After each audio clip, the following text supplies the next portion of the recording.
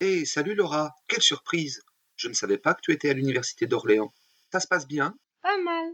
Et toi? Au lycée, je me souviens que ce n'était pas toujours facile avec ta dyslexie. Je me rappelle même que les professeurs avaient du mal à comprendre ton problème. Tout se passe plutôt bien. L'université a su m'accueillir et m'aide à compenser mes problèmes. Ah, cool! Tu pourrais m'expliquer tout cela? Car je travaille à Radio Campus et je pense que ton témoignage pourrait intéresser pas mal d'auditeurs. Ok, allons boire un café et je te dirai tout. Ce qu'il faut savoir, c'est que la dyslexie est un trouble parmi une famille de 6. Elle touche la capacité à lire, à écrire et rend ces deux activités particulièrement fatigantes. Ça n'a rien à voir avec l'intelligence. Rien du tout. On peut être 10 et faire des études supérieures. J'en suis la preuve. Mais il faut pour cela compenser sans cesse, car la dyslexie s'accompagne très souvent de la dysorthographie. En dépit de mes efforts, je parviens difficilement à mémoriser l'orthographe des mots que je découvre. Et les professeurs croient souvent que c'est par laxisme. Mais je n'y peux rien. Il me faut faire beaucoup d'efforts pour garder en mémoire l'orthographe d'un mot et l'appliquer. Je me rappelle, au lycée, certains enseignants te reprochaient ton manque de motivation. D'autant que je souffre aussi de dysgraphie. C'est-à-dire que j'ai du mal à maîtriser les gestes de l'écriture manuscrite. Mais ça, c'est du passé, car maintenant, je peux utiliser tous les jours un ordinateur. Ça doit te simplifier la vie. Oh oui, même s'il reste encore quelques détails à régler, notamment pour les évaluations, l'accès ou pas à Internet, la communication des documents aux professeurs, l'autonomie de l'ordinateur. Si j'ai bien compté, cela fait 3 troubles. Nous n'en sommes qu'à la moitié. Pour moi, j'ai la chance que ma comorbidité, La comorbidité. Quel mot affreux! oui, cela désigne le fait que plusieurs troubles puissent s'associer. Ma comorbidité se limite donc à 3 troubles, mais d'autres souffrent aussi de dysphasie. Pour faire simple, ils ont les idées et les mots dans la tête, mais éprouvent de grandes difficultés à les formuler. J'imagine le problème pour un oral. Surtout si le stress gêne leur production. Tu le sais bien, hein, lors d'un examen, nous éprouvons tous de l'appréhension.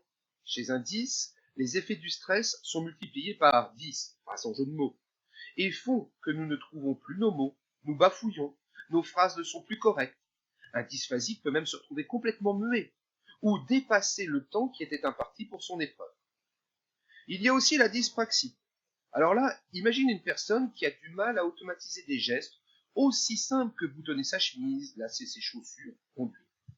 Ce trouble n'est pas directement lié au langage, mais il dégrade parfois la lecture car on passe d'une ligne à une autre sans s'en rendre compte. On ne parvient pas à prendre des repères dans un texte pour y prélever par la suite des informations. Bref, lire est un enfer. Ah, c'est pour cela que certains étudiants mettent beaucoup de temps à consulter un document en TD. Exact. Avec la dose de moquerie des autres parfois et la fatigue occasionnée. Reste le dernier trouble, la dyscalculie. Elle touche la numération et le calcul.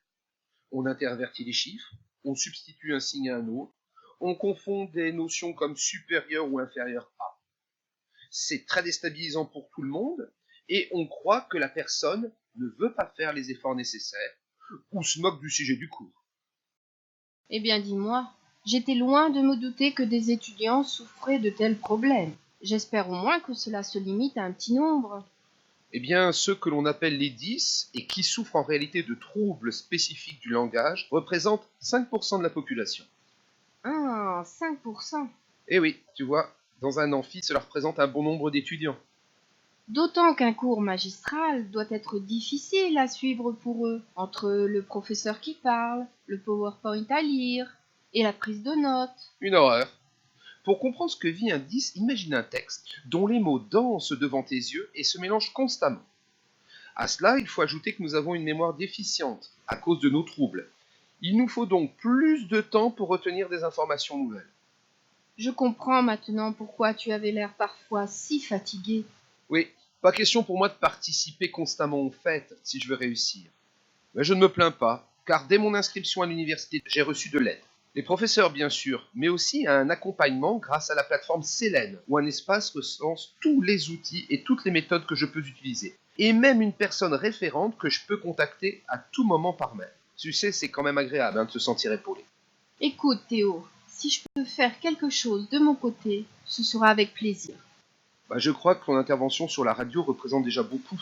L'important, c'est que les gens comprennent qu'un 10 peut faire des études, mais que pour cela, il a besoin d'un peu d'aide. L'université l'a bien compris, mais il reste encore du chemin à parcourir pour que tous les étudiants osent faire connaître leur situation, entamer les démarches nécessaires, demander de l'aide.